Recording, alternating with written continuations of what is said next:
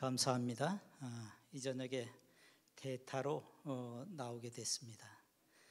대타로 나오면 못 쳐도 히트는 쳐야 되는데 홈런이나 히트라도 좀 쳐야 대타에 그 기용한 힘이 날 텐데, 오늘 아침에 제가 자전거를 타고 가다가 그냥 전복돼서 무릎 골절이 됐어요.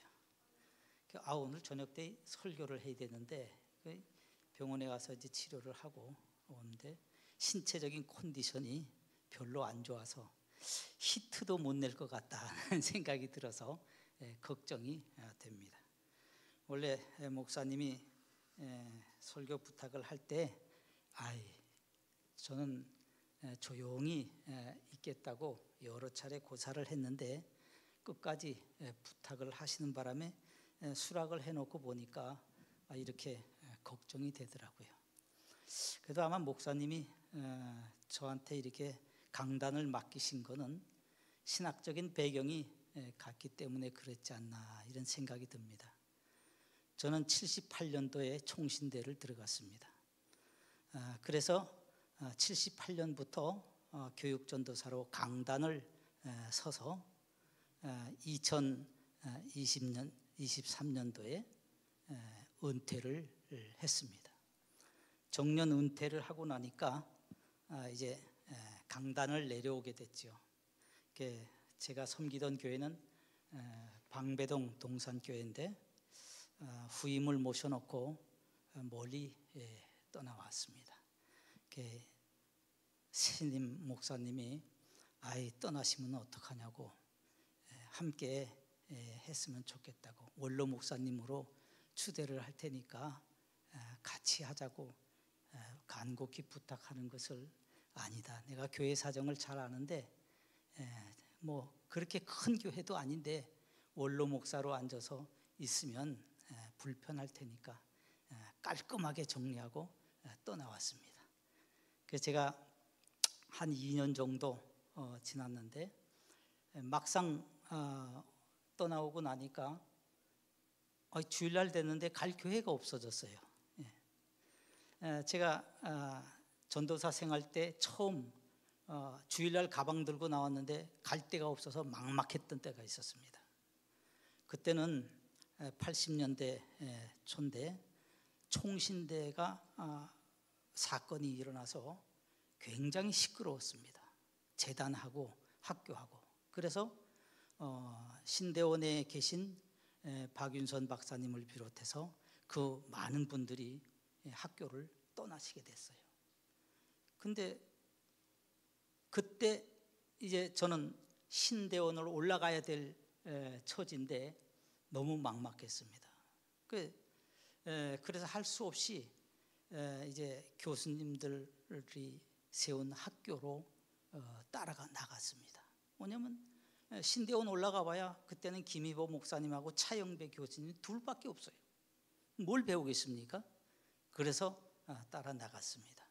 따라 나가니까 이제 교회에서도 만류를 많이 하고 그러다가 이제 사임을 했습니다. 주일날 아침에 가방 들고 나오는데 너무 막막한 거예요. 늘 강단에서 말씀을 전하던 사였는데, 그때는 망우리에, 제가 이제 전도사 생활하면서 망우리에 살 때입니다. 가방 들고 나와서 오늘은 어느 교회를 갈까 그러다가 보니까 앞에 이제 한 부부가 성경책을 들고 나가는 거예요. 오늘은 저분들이 가는 교회를 따라가 보자. 그리고 같이 그 교회를 뒤따라갔는데 종로의 옥인교회로 들어가더라고요. 그러니까 아마 옥인교회도 오래된 교회인데, 그렇게 그때 말씀을 전해야 될 강단을 잃어버린다는 게 얼마나 참 애절한가를 경험했습니다. 그런데 23년도 정년으로 은퇴를 하고 나니까, 딱 내려놓고 나니까 마음이 아주 시원하는 거 있죠.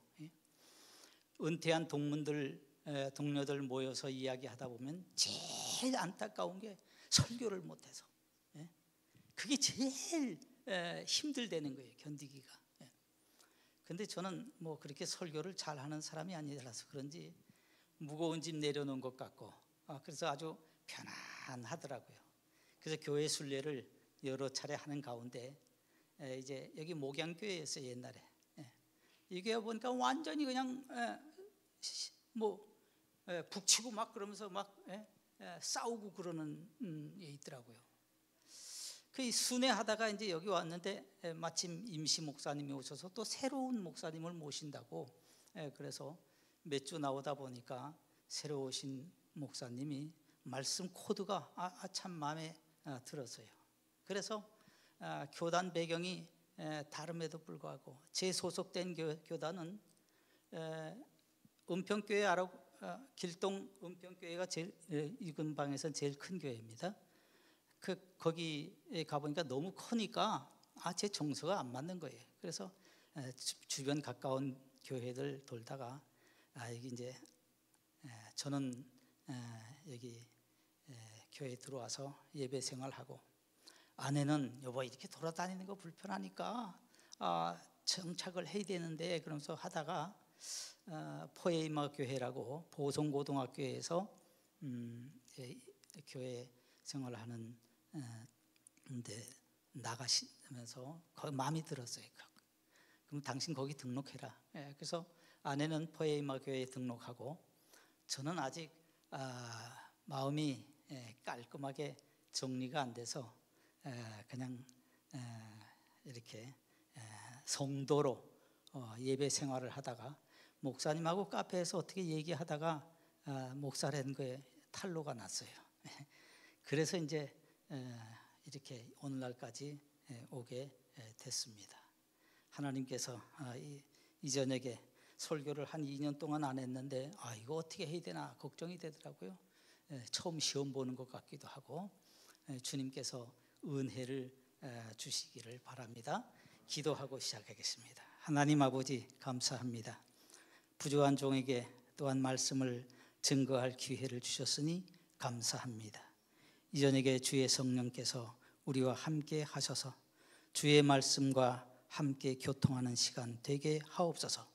예수님의 이름으로 기도드리옵나이다. 아멘.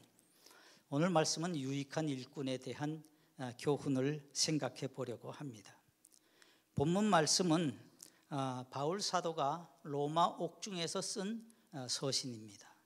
디모데는 바울에게 있어서 가장 사랑하는 제자와 아들과 같은 제자라고 불렀는데 목회 서신으로 마지막 부분에 속하는 오늘 본문 속에서 바울은 로마의 옥중에서 보고 싶은 디모데에게 편지를 쓰면서 너는 빨리 와라, 빨리 와라.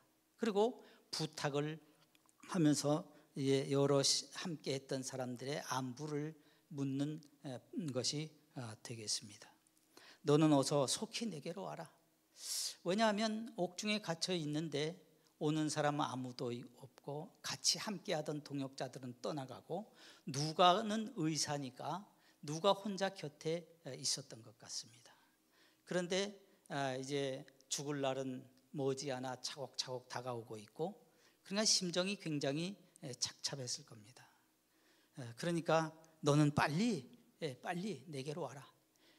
에베소에서 목회를 하고 있는 디모데를 부르게 된 것이죠. 부르면서 그는 이제 여러 사역자들의 안부를 묻고 문안을 하는 것을 봅니다.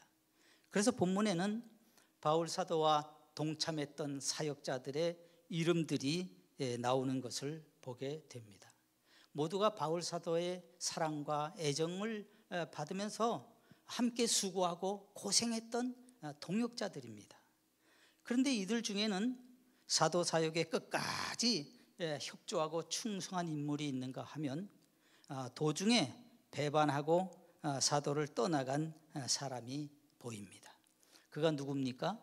여기 10절 말씀에 대만은 이 세상을 사랑하여 나를 버리고 데살로니가로 갔다 이렇게 말한 것을 보게 됩니다.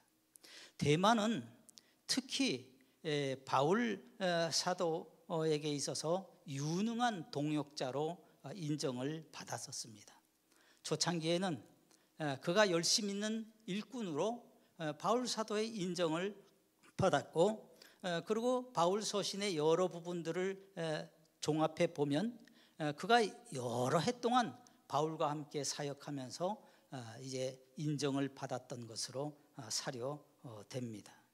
그런데 오늘 본문 말씀에 보면 데마가 세상을 사랑해서 데살로니가로 갔다 이렇게 밝히고 있는 것을 보게 됩니다. 당시 데살로니가는 항구 도시로서 아주 번창한 곳입니다. 여러분, 항구 도시는 왕래하는 사람들이 참 많습니다. 그리고 발달된다는 것이 무엇입니까? 유흥이 발달됩니다. 그런데 데살로니가로 사도 바울이 옥중에 갇혀 있는데 배반하고 떠나갔다는 것은 세상을 사랑해서 이 단어 속에 나오는 것을 볼 수가 있습니다.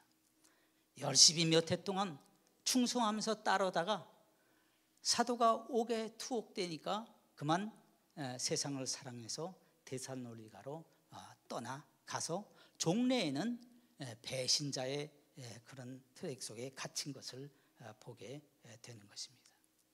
이 바울의 증언을 종합해 보면 데마의 인생은 하나의 곡선으로 그려진 그래프를 그려볼 수가 있습니다.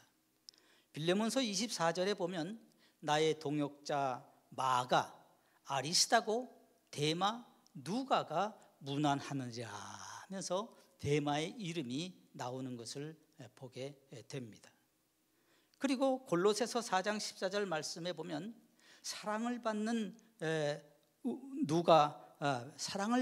의원 누가와 데마가 너희에게 문안하느니라 이렇게 말씀하고 있는 것을 보게 됩니다. 그는 마가와 아리스다고와 함께 누가보다 앞서서 인정을 받았던 것으로 생각이 듭니다. 그런데 오늘 본문 말씀 속에서는 아주 배신하고 떠나간 사람으로 묘사가 되었던 반면에 골로새서에서는 누가보다 뒤처지고 마가보다 뒤처진 사람으로 진술되고 있는 것을 보게 됩니다. 그러니까 처음에는 열심히 충성하고 또 인정을 받는 사역자였지만은 점차적으로 이제 처졌던 것이죠. 그에 반해서 11절 말씀에 보면 마가에 대한 증언이 나옵니다. 여기 말씀할 때 내가 올 때에 마가를 데리고 오라. 저가 나의 일에 유익하니라 이렇게 기록한 것을 보게 됩니다. 데마는 나를 배반하고 데살로니가로 떠나간 사람, 어떻게 보면 무익한 사람인데 반해서 마가는 나한테 유익한 사람이니까 그를 데리고 와라 이렇게 부탁하는 것을 보게 됩니다. 우리는 사도행전 15장 37절 이하의 말씀 속에서 바울과 바나바가 1차 전도 여행을 마치고 2차 전도 여행을 떠나려 할 때에 마가를 데려가는 문제로 다툰 일이 있습니다. 바나바는 마가를 데리고 가자. 우리 이번에는 마가를 같이 동행하면서 갑시다. 한 반면에 바울은 마가 걔는 못 써. 걔는 지 멋대로 하고자 하는 대로 하고 협조한 일이 안 되니까 걔는 데리고 가면 안 돼. 이렇게 의견이 갈라져서 다툰 것을 보게 됩니다. 거기 보면 이렇게 기록되어 있습니다. 바나바는 마가라는 요한도 데리고 가자고 하나 바울은 밤빌리아에서 자기들을 떠나 한 가지로 일하러 가지 아니한 자를 데리고 가는 것이 옳지 않다 하여 서로 심히 다투어 피차 갈라서니 바나바는 마가를 데리고 배 타고 구브로로 가고 바울은 실라를 택한 후에 수리아로 갔다 이렇게 기록한 것을 보게 됩니다. 마가 때문에 싸웠다는 것은 당시 마가는 인격적 성장이 원숙하지 못했다는 것이라는 것을 볼 수가 있습니다. 함께 일하기에는 성격도 까탈스럽고 마음에 들지 않는 면들도 있었던 것 같습니다. 그러니까 바울의 눈에 미치지 못했던 겁니다. 그래서 야, 안 돼. 그 친구 데리고 가면 일이 안 되니까 안 돼. 그래서 서로 싸우다가 결국 이제 바나바는 마가를 데리고 가고 바울은 신라를 데리고 이제 2차 여행을 떠난 것을 볼 수가 있습니다. 이 정도로 이제 인정을 받지 못했던 대마를 우리는 오늘 말씀 속에서 유념할 필요가 있다고 봅니다. 대마는 사실 초창기에는 아주 유능하고 총망을 받는 일꾼이었죠. 그러니까 여러 번 언급이 된 것을 볼 수가 있습니다. 그런데 이제 마가에 비해서는 대조적으로 부족한 면이 많은 사람이었다는 것을 깨닫게 됩니다. 하나님의 교회에서 참으로 총망받는 일꾼들이 얼마나 많이 일어납니까? 처음에는 아주 능력 있게 유능하게 설교도 잘하고 교육도 잘 받고 뭐 이름께나 있는 사람이라 하지만은 나중에 보면 어떻게 이상한 일 하다가 곁길로 빠지는 일들이 많이 있는 것을 보게 됩니다. 대마가 바로 그런 사람인 것 같아요. 한때는 유능하고 총망된 일꾼이었지만 마지막에는 아름답지 못한 열매를 보일 것을 보게 됩니다. 그러나 마가는 한때는 미숙하고 인정을 받지 못한 그런 존재였지만은 말미에 가서는 바울의 인정을 받고 마가를 데리고 와라. 그는 지금 굉장히 유능하다. 내게 있어서 유익하고 꼭 필요한 사람이다. 이렇게 인정한 모습을 볼 수가 있습니다. 그러니까 우리가 유능한 일꾼이라고 생각할 때에 먼저 생각할 것은 재주가 많고 유능하고 탤런트가 아주 많은 사람이 유익한 일꾼인가? 아니라는 겁니다. 종래에 보면 교회에서 유익한 일꾼이라는 것은 뭔가 능력 있고 남들보다 열심 있고 충성스러운 것 그거 하나로 되는 것이 아니라 그 성품이 시종일관하냐 여기에 딸려 있다는 것을 우리가 보게 됩니다. 마가는 처음에는 그렇게 눈에 드러나지 않았습니다. 그런데 그는 시종일관 충성하고 그 맡은 사명에 열심이었던 것 같습니다. 그러니까 타지에 있을 때에도 생각나서 야 디모데야 네가 올 때 마가를 데리고 와. 보고 싶어. 마가를 보고 싶어. 이런 것입니다. 그러니까 시종일관 충성스러운 자질이 있느냐 없느냐가 유익한 일꾼인가 아닌가를 판별할 수 있는 기준이 된다고 볼 수가 있습니다. 그래서 우선적으로 말씀드리고 싶은 것은 하나님의 교회에서 유익한 일꾼이란 것은 유능한 자가 아니라 시종일관 충성하는 사람이라는 것입니다. 대마는 유능한 동역자로 바울의 사랑을 받았지만 시종일관하지 않았어요. 그는 한때는 열심히 충성하고 인정받는 것 같았지만 끝까지 충성하지를 못했어요.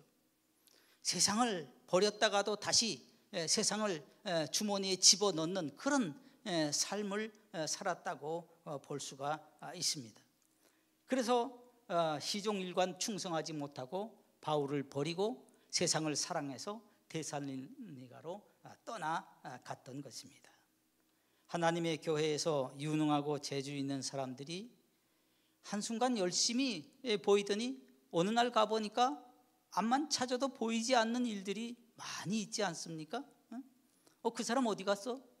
몇 년 지나니까 그렇게 열심히 하던 사람이 어디로 갔는지 흔적도 없이 사라진 모습들을 많이 본다 이 말씀입니다. 하나님의 교회에서 열심히 헌금도 잘하고 기도도 열심히 하고 이런 것들을 많이 해서 인정받는 것 같았는데 어떤 일들로 인해서 불미스러운 사고를 저지르고 또 그 마음이 하나님을 사랑하는 데서 점점 멀어져서 종래에는 교회를 떠나가는 그런 사람들이 많이 있는 것을 보게 되는 것입니다. 여러분 하나님의 교회에서 충성하면서 직분을 얻고 또 여러 가지 봉사의 직무를 행한다는 게 얼마나 감사한 일이고 축복받을 일입니까? 그런데 이 일에 시종일관하지 못하는 많은 사람들이 있다는 것을 보게 됩니다. 결국은 섭섭한 마음, 원망스러운 마음을 갖고 교회를 떠나서 이제 세상과 짝하여 살아가는 사람들이 많이 있는 것입니다. 시작은 잘 했는데 종래에는 타락하고 부패하고 버려지는 인생이 있다는 것이 슬픈 현실이기도 한 것이죠. 시작은 잘 했으나 시종료일 충성하지 못하여 말미에 가서 걱정거리가 된 사람들이 우리 주변에 많이 있습니다. 그러니 하나님 앞에 또 하나님의 교회에 유익한 사람이란 틀림없이 시종일관 할 수 있는 자질이 있는 사람인 것입니다. 맡겨진 일, 그것이 무엇이든지 아주 작은 일이라도 충성되게 끈질기게 묵묵히 실행할 수 있는 능력이 유익한 사람이라는 것을 배우게 되는 것입니다. 좋은 배경을 갖고 좋은 출발을 했다고 다 아름다운 결말을 가지고 오는 것이 아니다는 것이지요. 인생이 마라톤과 같이 너무 많은 사람들이 출발선에서 시작을 하지만은 마지막 꼬린 지점에 들어오는 사람이 몇 명 안 되는 것처럼 중도에 포기하는 사람들이 많다는 것을 우리가 보게 되는 것입니다. 우리 신앙도 마라톤 경주와 같지 않습니까? 얼마 동안 하다 끝드는 게 아니라 죽을 때까지 달려가는 것이 우리의 신앙 생활이라 이 말씀입니다. 그러니까 믿음의 경주를 시종일관하게 기쁠 때나 슬플 때나 아플 때나 병들 때나 건강할 때나 가리지 아니하고 주님께 지사 충성하는 사람이 유익한 사람이라는 것을 우리가 배우게 되는 것입니다. 하나님께서 문지기를 지켜주시더라도 그 문지기에 충성하는 사람, 그 사람이 유익한 사람인 것입니다. 충성이라고 하는 말이 faithful이라는 말입니다. 그 말은 마음이 변하지 아니하고 신실하다는 말이죠. 주님께서 맡겨주신 일에 그것이 아무리 작은 일이라도 신실하게 변함없이 충성을 하는 사람이 교회에서 유익한 사람이다는 것을 알아야 될 것입니다. 돈이 많은 사람, 그래서 교회에 어려운 일이 있을 때 한 몫씩 각각 기부하는 사람, 그런 사람이 유익한 사람이 아니라 그렇게 죽을 때까지 끝까지 할 수 있느냐, 이게 관건이란 말씀입니다. 내 것은 주님 것입니다. 내게 주신 거 다 주님 것입니다. 그러면서 모든 것들을 주님께 드린다고 했지만은 지나면서 보니까 이것도 내 것이요, 이것도 내 것이요, 다 내 손아귀에 짊어지고 내가 누리려고 하는 일들이 많이 있는 것입니다. 저도 청년 때는 모든 것을 주님께 드리겠습니다. 내 모든 것은 다 주님의 은혜니까 주님께 드리겠습니다. 그러면서 말이죠, 예배당 헌금하자 그럴 때 시계도 풀러도 내고 드릴 게 그 보면 청년 때는 드릴 게 내 몸뚱아리 하나밖에 없으니까 드릴 수 있는 거예요. 그런데 살아보니까 말이죠, 결혼도 하고 아이들도 생기고 이러니까 이거 드려야 될 거 주저하게 된다는 거예요. 이거 주님께 드리면 이거 내가 먹고 살았는데 이거 어려움이 있을 텐데, 그렇게 되는 거예요. 내가 갖는 것이 많아지면 자꾸 주님께 다 드리겠습니다 했던 공약들이 주저하게 되더란 말씀입니다. 우리가 하나님 앞에 젊을 때 지사충성하기로 마음 먹었으면 죽을 때까지 뒤돌아보지 아니하고 모든 것이 다 주님 겁니다, 주님 마음대로 하십시오 하고 드릴 수 있는 그 페이스풀한 믿음이 우리에게 유익한 일꾼으로 자라게 하는 것입니다. 그러면 우리가 어떻게 하면 이렇게 시종일관할 수 있는 힘, 능력을 배양할 수 있겠습니까? 저는 두 가지만 말씀드리겠습니다. 첫째는 주님께서 주신 나의 사명을 확실하게 알고 붙드는 일입니다. 시종일관하는 능력은 사명감에 사로잡혀서 살 때 배양이 되는 것입니다. 사명감에 사로잡혀 사는 사람들은 삶의 이유를 아는 사람입니다. 저는 예전에 이런 말을 들은 기억이 있습니다. 왜 사냐고 물으면 그냥 웃지요. 예? 왜 사냐? 그러면 그냥 웃는다는 거예요. 삶의 이유를 굳이 따질 필요가 없다는 거예요. 예? 뭐 복잡하게 왜 사냐, 무엇 때문에 사냐 따질 거 뭐 있냐. 그저 웃으면서 살면 되지. 그런 거예요. 그런데 우리는 삶의 이유가 분명한 사람들입니다. 왜 사느냐 물으면 그에 대한 확실한 답을 가지고 이야기할 수 있는 그런 사람이 바로 그리스도인들입니다. 그래서 웨스트민스터 신앙고백서 소요리 문답 제1번이 무엇입니까? 사람이 당신 무엇 때문에 무엇을 위해 사십니까? 도대체 인생이 무엇을 위해서 무엇 때문에 사십니까? 이렇게 묻는 거예요. 무엇 때문에 사십니까, 여러분? 하나님의 영광을 위해서, 하나님을 기뻐하며 하나님의 영광을 위해 사는 분명한 목적과 사명과 의식이 있는 것이란 말씀입니다. 그리스도인들은 그래요. 너 왜 사니? 너 교회 왜 나가니? 너 장사 뭐 때문에 하니? 무엇을 하든지 다 하나님의 영광을 위해서 살겠다는, 그것을 기쁨으로 알고 살겠다는 사명의식이 있는 사람이 바로 그리스도인이라 이 말씀입니다. 이런 사명감에 사로잡혀 살면 그렇게 얼빵하게 휘둘리지 않는다 말씀입니다. 환란이 오고 바람이 불고 핍박이 오고 뭐 어려운 일이 있어도 사명에 사로잡혀 사는 사람은 끝까지 견디는 힘과 능력을 나타낼 수 있다는 것을 우리가 성경을 통해 배우는 것입니다.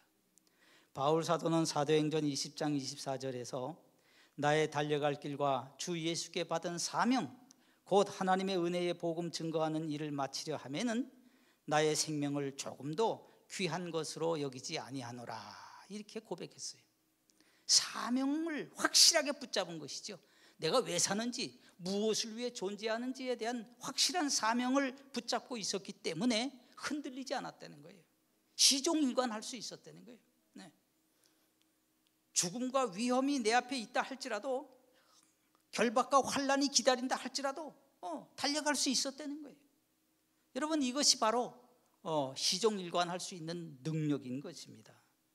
우리의 삶도 부름받은 자로서의 사명에 충성할 때 시종일관하는 능력을 발휘하게 되고 배양하게 되고 유익한 일꾼으로 점점 성숙해 나가는 줄 아는 것입니다. 우리가 남보다 유능하고 잘나서 이런 축복을 받았겠습니까? 아닙니다. 디모데전서 1장 12절 말씀을 보면 나를 능하게 하신 그리스도 예수 우리 주께 감사한다고 말씀했습니다. 왜냐하면 주님께서 나를 충성되이 여겨서 직분을 주셨기 때문이다, 이렇게 고백합니다. 사실 주님 앞에 충성스러운 존재들이 못 돼요, 우리들은. 그런데 주님이 충성스럽게 여겨주시는 거예요. 간주해 주시는 거예요.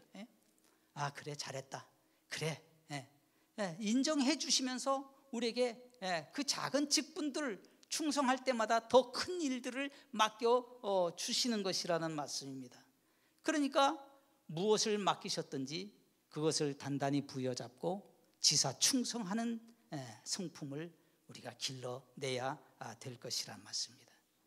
그러니까 히브리 사도가 우리가 시작할 때 확실한 것을 끝까지 견고하게 잡으면 그리스도와 함께 참여한 자가 되리라, 이렇게 말씀했지 않습니까?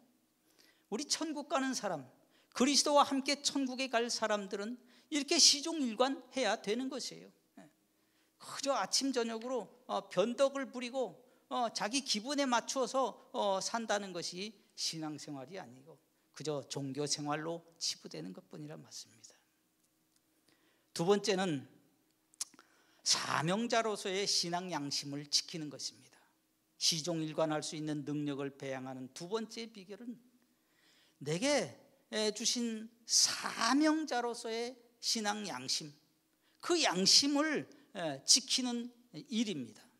우리가 양심을 지킬 나갈 때에 어려움을 돌파할 수 있는 능력을 발휘할 수 있게 되는 것입니다. 신앙 양심이라고 하는 것은 선과 악을 판단하는 영혼의 기능입니다. 사람이 범죄한 이래로 이 양심의 기능이 부패하고 마비가 되어서 무엇이 선인지 무엇이 악인지에 대한 판단 능력이 모호해졌습니다. 그래서 성경에 보면 만물보다 부패한 것이 사람의 마음이다, 이렇게 표현한 것을 볼 수가 있습니다. 아무리 재주가 있고 힘이 있다 할지라도 구원받을 만한 선을 내 안에서 창출해낼 수 있는 존재가 못 돼요.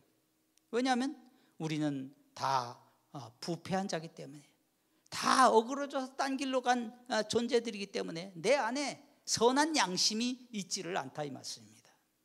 구원받을 만한 영적 선을 행할 수 없다, 이 말씀입니다.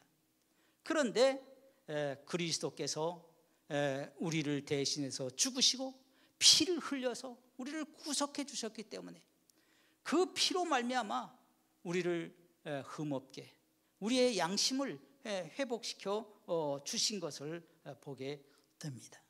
주님이 십자가에서 당신을 찢어 달려 돌아가신 그 공로로 말미암아 우리 죽은 영혼을 살리시고 우리 속에 선한 양심을 회복시켜 주셨다는 것이 얼마나 감사한 일입니까? 그래서 히브리서 9장 14절 말씀에 보면 그리스도의 피가 어찌 너희 양심으로 죽은 행실에서 깨끗하게 하고 살아계신 하나님을 섬기게 못하겠느냐, 이렇게 말씀합니다. 베드로전서 3장 16절에서는 선한 양심을 가져라, 이렇게 권면합니다. 이렇게 신앙 양심, 우리 안에 회복시켜 주신 선한 양심을 끝까지 지킬 때에 시종일관할 수 있는 능력이 배가 되는 것입니다. 하나님께서 우리에게 각성시켜 주신 믿음의 분량대로 그 믿음의 선한 양심을 지켜 나갈 때 시종일관 주님 앞에 인정받고 충성된 종으로 살아갈 수 있는 것입니다. 그때에 하나님의 은혜가 우리를 보호하실 것입니다. 루터는 이런 신앙 양심으로 종교 개혁을 했습니다. 그리고 신앙의 위인들도 모두 이 신앙 양심을 지키기 위해서 고난도 받고 순교도 당했던 것이라고 알 수가 있는 것이죠. 만약에 예술가들이 빵 한 조각을 얻기 위해서 예술가의 순수한 양심을 팔아버렸다면 어떻게 위대한 문학이며 위대한 예술이 탄생할 수 있겠습니까? 저는 도공의 이야기를 볼 때 도공이 가마에 불을 떼워서 도자기를 이제 만든 다음에 그 가마를 열 때는 정한 수로 목욕하고 제기하고 깨끗한 옷을 입고 가마를 여는데 그 안에서 나오는 도자기를 볼 때에 마음에 안 드는 거, 자기의 생각에 모자라는 거 있으면 가차없이 망치로 깨버립니다. 저 그거 볼 때 놀랐어요. 야, 저거 팔면 얼만데? 그 가마에서 그렇게 일주일 동안 불 떼서 공들여서 만들어 놓은 걸 그거 마음에 안 들면 그냥 싸게 팔면 되지, 싼 값으로도. 그렇지 않습니까? 그런데 그냥 파쇄해버려요. 그게 도공의 양심인 거예요. 자기가 만들고자 하는 작품의 그 양심에 이런 건 도대체 작품으로 여길 수 없고 이런 걸 돈 받고 팔 수 없어. 그게 깨트리는 거예요. 그게 예술가들이 양심을 지키는 힘입니다. 그것이 정말로 삶의 원동력이 되는 것입니다. 유명한 음악이요, 미술 작품이요, 무엇이든지 그런 것들 이면에는 이렇게 순수한 양심을 지키기 위한 각고의 노력이 있다는 것을 우리는 알 수가 있는 것입니다. 쉽게 양심을 팔아버리고 돈벌이 수단으로 쓰는 사람들이 이 세상에 얼마나 많습니까? 나는 예술가네 하면서 그저 그 예술을 밥벌이 수단으로 팔아먹는 사람들이 많이 있다, 이 말씀입니다. 바르샤바의 음악교사인 엘서너에게 어느 날 쇼팽이라고 하는 청년이 찾아왔습니다. 선생님이 기록한 첫 학기 생활 기록부에는 이렇게 기록되어 있습니다. 작곡법을 가리키다. 3학년인 쇼팽은 놀라운 소질과 음악적 천재성을 갖고 있다, 이렇게 기록되어 놨습니다. 그런데 아무리 천재성이 있는 그런 재주를 갖고 있다 할지라도 시류에 편승하고 양심을 팔아버리면서 싸구려 음악이라도 그저 먹고 살아야 되니까 하면서 작곡하고 그렇게 살았다면 쇼팽과 같은 그런 웅대한 음악이 나올 수 있었겠습니까? 아닌 거예요. 그는 재주가 있는 반면에 자기가 가지고 있는 예술가로서의 양심을 팔아먹지 않았단 말씀입니다. 우리 그리스도인들도 더욱이 하나님을 사랑하며 사는 사람들입니다. 하나님의 은혜를 노래 부르듯 하고 살아가는 사람입니다. 그런데 신앙 양심을 지키지 않는다면 어떻게 되겠습니까? 유감스러운 것은 신앙 양심을 지키지 못하는 사람들이 많이 있어요. 심지어 성경에도 나오는 것을 보게 됩니다. 디모데전서 2장 19절에 보면 믿음과 착한 양심을 가지라. 어떤 이들이 이 양심을 버렸고 믿음에 관하여는 파산하였느니라. 그 가운데 후메네오와 알렉산더가 있다. 이렇게 인명까지 기록하면서 양심을 팔아버린 사람들에 대해서 경고하고 있는 것을 보게 됩니다. 우리는 주님의 사랑을 받고 부르심의 은혜를 입은 사람들입니다. 그리고 교회에 책임 있는 성도요 직분자이기도 합니다. 믿음의 선한 양심을 힘써 지키라는 자리로 부르심을 받은 것입니다. 이것이 희종일관하는 능력을 배양시켜 줄 것입니다. 언제 어느 때든지 하나님 앞에 내 양심이 꺼리낌이 없는 삶, 그런 삶을 살아갈 때에 유익한 일꾼으로 자라갈 수 있는 것입니다. 때로는 아주 믿음이 천박하고 믿음의 밑자도 꺼낼 수 없는 그런 초신자라 할지라도 믿음의 순수한 양심을 지켜나가고 배워가면서 힘쓰다 보면 하나님 앞에 직분자가 되고 일꾼이 되고 맡은 일들이 생기게 되는 것입니다. 우리는 모두가 영생을 위해서 부르심을 받은 자들이고 또 좁은 길로 부름을 받고 초대받은 그리스도의 제자들 아니겠습니까?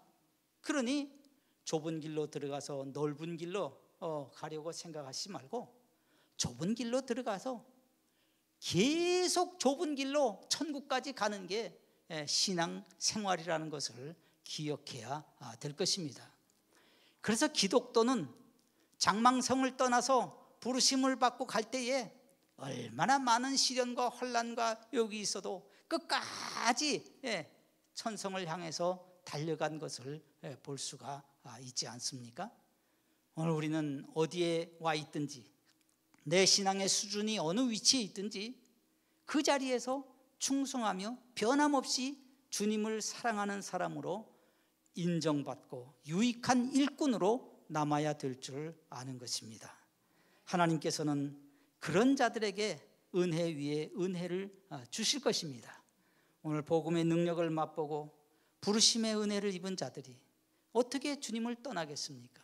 어떻게 세상을 더 사랑해서 세상으로 도망갈 수 있겠습니까? 참 요나도 어떻게 보면 불쌍하지 않습니까? 요나 선지자도 참 도망만 가지 않았으면 그 참 귀한 종으로 이름이 날렸을 때 요나 그러면 도망가다가 고기 뱃속에 사로잡혀간 사람. 오늘 하나님이 우리를 불러주실 때 하나님께서는 많은 은혜 가운데 우리를 부르신 줄 아는 것입니다. 시련이 있어도 어려움이 있어도 온갖 풍파가 있어도 굴하지 아니하고 시종일관하는 믿음으로 승리하는 자들, 그래서 교회에 유익한 사람들, 세상의 빛과 소금이 되는 사람들, 그런 유익한 존재들이 되시기를 바랍니다.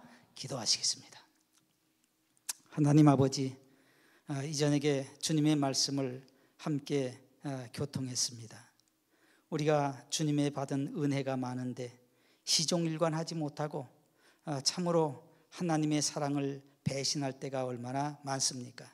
그러나 주님 우리를 불쌍히 여겨주시고 긍휼히 여겨주시고 처음 사랑을 잃지 않고 끝까지 충성하며 시종일관하는 능력을 얻게 해 주시옵소서.